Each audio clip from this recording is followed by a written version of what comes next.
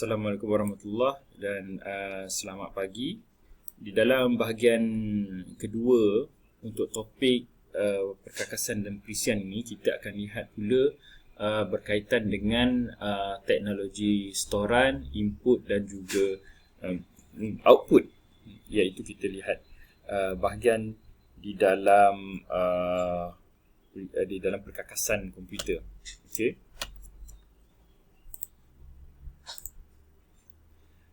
Jadi pertama ni kita lihat kepada primary secondary storage, primary and secondary storage, penyimpanan storan primer dan juga sekunder. Okey.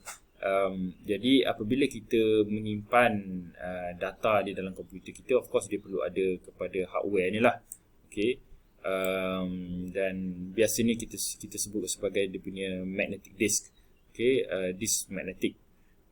Tapi sebenarnya istilah disk ni tidak begitu tepat, sebab tak semua komputer sekarang ni menggunakan disk. Yang biasa kita sebut sebagai hard disk kan. Kerana apa? Bila kita sebut hard disk, perkataan disk tu memang merujuk kepada satu teknologi penyimpanan data di dalam cakra, iaitu satu alat yang berbentuk silinder. Cakra disk ni satu alat yang berbentuk silinder yang nipis, yang data akan disimpan di dalamnya lah. Okay, dan ini betul untuk sebahagian daripada komputer, tetapi sebahagian daripada komputer lain, khususnya komputer yang lebih baru, komputer yang biasanya lebih mobile, akan menggunakan tidak lagi menggunakan hard disk, tetapi menggunakan SSD, solid state drive. Okey, jadi seterusnya yang kita biasa ialah USB flash drive. Jadi yang ni kita memang biasa bawa ke mana-mana, flash drive kita. Mungkin sekarang ni pun dah tak berapa sangat orang bawa. Apabila banyak data disimpan di dalam cloud, maka untuk orang akses kepada data mereka hanya ada perlukan internet sahaja.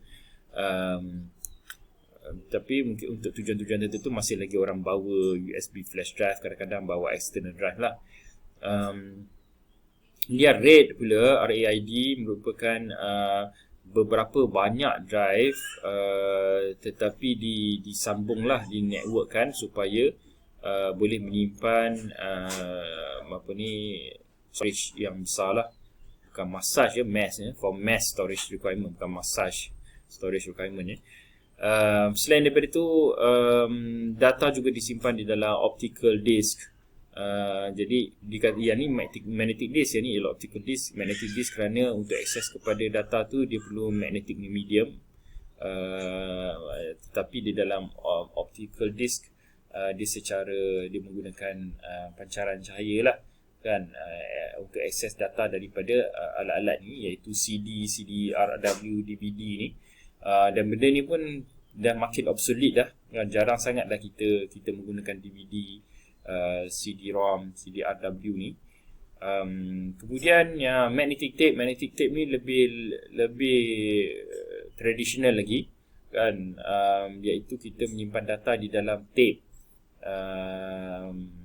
Dan biasanya magnetic tape ni lebih banyak digunakan untuk tujuan backup lah kan, kerana magnetic tape untuk kita akses kepada data dia adalah sequential access.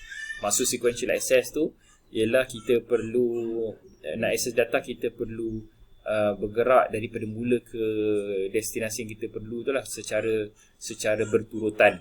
Okay, dia bukan random access. Sedangkan USB flash drive, hard drive ni dia adalah random access tapi magnetic tape adalah sequential access. Jadi kita bayangkan kalau dulu-dulu, saya tak tahu anda biasa tak gunakan tape ni untuk, katakan kita nak dengar lagu, kita gunakan tape, maka kita ada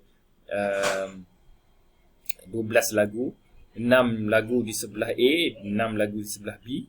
Kalau kita sedang dengar lagu yang pertama, kita nak dengar lagu ke-6, kita perlu fast forward, dan fast forward ni ambil masa kan, mungkin 30 saat nak fast forward untuk sampai ke lagu yang ke-6 untuk kita dengar lagu ke-6. Tetapi kalau kita dengar lagu daripada CD kan, daripada device tu, kita tekan saja nombor 6, dia mungkin ambil masa 2 saat untuk load, kemudian kita boleh dengar.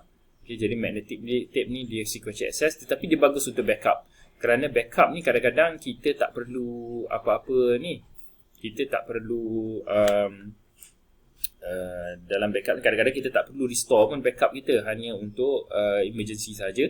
Dan kalau kita perlu restore pun, biasanya kalau kita nak restore data kita, kita akan restore daripada mula sampai akhir. Contohnya bila berlaku disaster, kecelakaan pada computing resources kita, katakan kita punya data kita semua hilang dan kita ada semua data kita dalam backup magnetic tape, maka bila kita restore memang kita akan restore semua. Jadi bila kita restore semua, tidaklah menjadi isu bahawa magnetic tape ni adalah sequential, sebab kita memang akan read daripada mula sampai akhir, semua tu akan kita restore dalam komputer. Jadi tidak essential untuk kita buat random access, maka dengan magnetic tape pun sudah memadai. Kerana magnetic tape ni ialah medium yang murah lah untuk kita simpan data.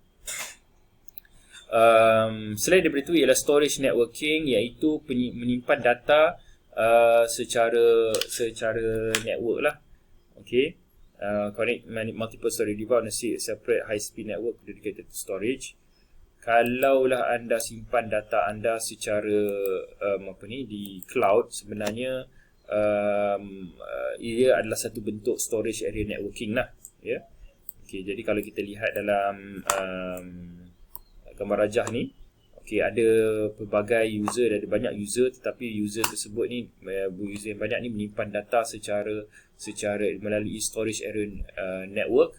Maka user ni mungkin through internet ataupun through network, dia akan sampai kepada server, dan server ni yang mengendalikan storage area network, mengendalikan alat-alat untuk storan ni, okay, array, tape library kan. Kemudian server ni akan directkan data yang hendak disimpan ke dalam device-device yang tertentu ini. Okey, jadi kalau anda menyimpan data anda di cloud, anda gunakan Google Drive ataupun Microsoft OneDrive, atau anda gunakan Dropbox kan, maka beginilah secara asasnya infrastruktur yang digunakan, iaitu storage area network ni.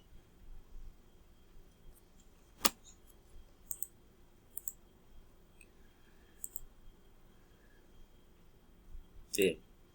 Tadi kita lihat tentang storan. Kita lihat pula tentang input, iaitu bagaimana data dimasukkan ke dalam komputer lah, di dalam device. Jadi ada pelbagai bentuk input device yang sangat common yang kita tahu, boleh kata kita tahu semua ni, iaitu kita tahu keyboard, okay, kita tahu computer mouse, kita tahu touchscreen. Okay, jadi touchscreen pula ada pelbagai bentuk ataupun jenis touchscreen, capacitive touchscreen, resistive touchscreen. Ada yang touchscreen yang boleh dimeshkan dengan pen, okay, atau stylus, ya. Jadi dan kita memang banyak gunakan touchscreen sekarang ni lah. Kita punya device kita, mobile device kita memang basically touchscreen lah, dia punya interface-nya, ya, dia punya input device instead of keyboard dan computer mouse. Satu masa dulu touchscreen ni tidaklah begitu mainstream. Sekarang ni dah sangat mainstream dah touchscreen. Kemudian optical character recognition. Jadi optical character recognition ni mungkin kita lihat istilah dia tak, kita nampak agak pelik, tapi kalau biasanya orang guna dia punya akronim lah, OCR, ya, OCR, iaitu kita biasanya kalau kita scan satu dokumen dan kita nak supaya apa yang kita scan tu boleh recognize, maknanya kita boleh edit. Okay, kita boleh edit, kita boleh type semula, kita boleh edit perkataannya, maka itu menggunakan optical character recognition. Berbanding dengan kalau kita scan sebagai picture, ya. Kalau kita scan sebagai picture, kita dah tak boleh edit wording dia kan, ataupun komputer tak recognize dia punya huruf-huruf dia, tetapi dengan OCR ni kita boleh recognize. Cuma kadang-kadang ketepatan recognition tu bergantung kepada kualiti gambar yang kita ambil, kualiti softwarenya kan. Tapi banyak sebenarnya kita gunakan OCR ni. Kemudian magnetic ink character recognition ni biasanya digunakan untuk scan check. Okay, check dia ada nombor dia, dan nombor tu dikenali melalui magnetic ink. Kemudian pen based input ni pun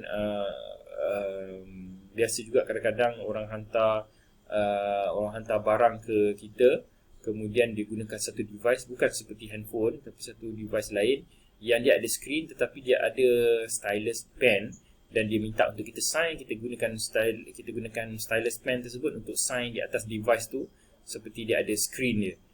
Okay. Dan pelbagai lagi bentuk pen based input ni kan. Smartphone pun ada yang pen based, yang ada pen tersendiri, seperti Galaxy Note kan. Laptop pun ada laptop yang dia ada pen dia yang tersendiri. Dan biasa pen based input ni untuk memerlukan ketepatan lah. Okay, kalau lebih memerlukan ketepatan yang lebih tinggi berbanding dengan hanya menggunakan jari itulah seperti kita nak buat signature kan. Orang nak buat lukisan, design design, mereka menggunakan pen based input.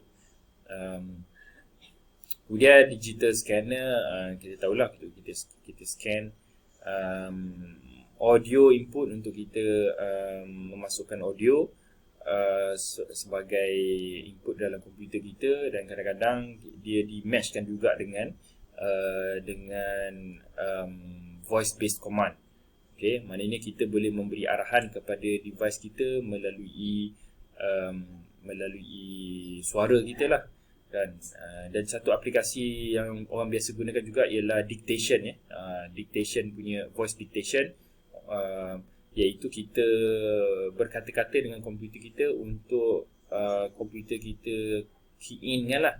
Seolah-olah kita bayangkan kalau kita nak tulis surat, kita tak perlu type kan, tetapi kita dictate saja, kita cakap saja pada komputer kita dan komputer kita akan typekan perkara tersebut. Okay. Kemudian sensor. Jadi sensor ni untuk benda-benda lain lah. Untuk contohnya kita nak sense dari segi speed contohnya kan. Kita boleh sense suhu, kita boleh sense suhu.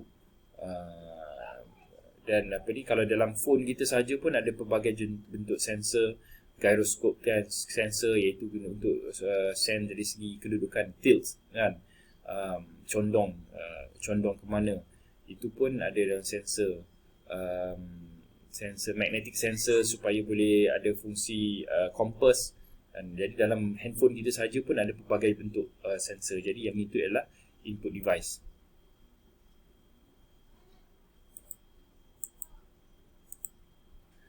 Output device pula, output device tak banyak, dan daripada dulu sehingga sekarang basically output device output yang sama saja.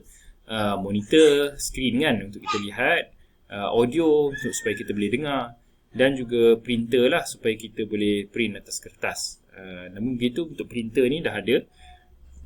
Sekarang ni banyak orang gunakan 3D printer lah kan, iaitu dia menghasilkan bukan tidak terhad kepada kertas, iaitu 2-dimensional saja, tetapi dia 3-dimensional. Jadi ini 3D printer, dan adalah aplikasi-aplikasi contoh khususnya dalam bidang-bidang yang lebih fizikal lah, seperti engineering kan.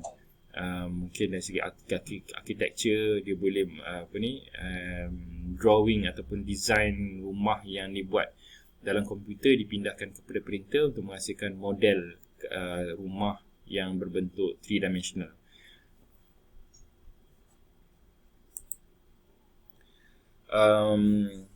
Okay. Jadi dalam sistem maklumat akan menggunakan komponen-komponen tadi, komponen storage, input dan output ni tadi kan, untuk membuat pemprosesan. Okay. Dan untuk membuat pemprosesan ni ada beberapa bentuk lah. Sama ada batch processing ataupun online processing, dan sebenarnya ada satu lagi iaitu online real time. Jadi apa yang dimaksudkan dengan batch processing ni? Batch processing ni dikata transaction stored for predefined amount of time then processed as a group. Bila urus niaga contohnya berlaku, dia akan di key in dalam satu masa tetapi diproses, dikumpulkan sebelum diproses. Biasanya urus niaga tersebut berlaku secara offline dan dicatat, direkod dahulu di atas kertas. Okey, jadi mungkin cara tradisionalnya ialah bila kita membuat jualan kepada pelanggan kita, kita pun akan mengeluarkan invoice. Invoice tersebut ialah printed invoice, maknanya kita isi dalam invoice kertas, kemudian pada akhir hari tersebut kerani kita akan kumpulkan semua invoice dan akan key in lah. Okay, dan bila key in secara banyak begitu sebagai batch, itu dipanggil sebagai batch. Online processing ialah apabila urus niaga tersebut berlaku dan dilaksanakan melalui online terus, ya. Jadi contohnya pelanggan memesan barang kita secara dalam talian melalui e-commerce website kita, kan, dan kita bila dia submit saja dia punya urusnya pembelian, maka kita terus dapat notification bahawa sekian-sekian orang telah membeli dan kita pun menyiapkan penghantaran. Jadi kita terus proses, dan biasanya bukan batch lah, maknanya kita akan terima sebaik sahaja pelanggan tersebut menghantar order, terus kita akan dapat notification. Bukanlah kita tunggu sehingga hujung hari tersebut barulah kita akan dapat notification bahawa ada 100 pelanggan membuat order. Tetapi kita mendapat sebaik sahaja order tersebut selesai. Okay. Jadi itu ialah online processing, tetapi mungkin kita akan hantar secara batch. Kita terima urus niaga tu berlaku secara online, tetapi bila kita nak proses hantar barang tu mungkin kita buat secara batch, iaitu kita akan pergi ke gudang, kita akan kumpulkan semua untuk sepanjang hari tersebut apakah order yang berlaku, kan. Esoknya kita beri kepada staff yang jaga gudang untuk mereka mengambil semua barang-barang tersebut, dan kita pun menghantar, panggil courier untuk datang pun secara batch juga. Jadi dia sebenarnya batch, ada batch yang berlaku secara offline, ada batch yang berlaku secara online. Okay, online batch. Tapi ada juga online real time. Online real time tu maknanya dia punya execution of the transaction tu, dan juga dia punya recording dia berlaku secara real time, iaitu berlaku ketika access tersebut berlaku. Jadi contoh online real time ialah dengan ATM machine, ya. Jadi bila pelanggan pergi ke mesin ATM dan ingin keluarkan duit, maka dia akan akses secara online, tidak memerlukan dokumen ke apa ke. Dan hanya masukkan kad, masukkan PIN number, kemudian dia akan key in untuk keluarkan wang. Apabila dia keluarkan wang, katakan dia keluarkan RM1,000, maka bila RM1,000 keluar, secara on the spot juga akaun dia akan diupdate sebanyak RM1,000. Bukanlah diupdate secara batch, kan. Bukanlah tunggu hujung hari barulah pegawai bank akan update di dalam rekod bahawa pelanggan ni telah mengeluarkan RM1,000. Kalau begitu maknanya, kan, walaupun kita ada RM1,000 dalam akaun, kita keluar RM10,000 tetapi masih tidak update, maka kita dapat dalam akaun ada lagi RM1,000, boleh keluar lagi RM1,000, kan. Tapi tidak boleh berlaku begitulah, kerana di dalam ATM machine dia menggunakan online real time processing.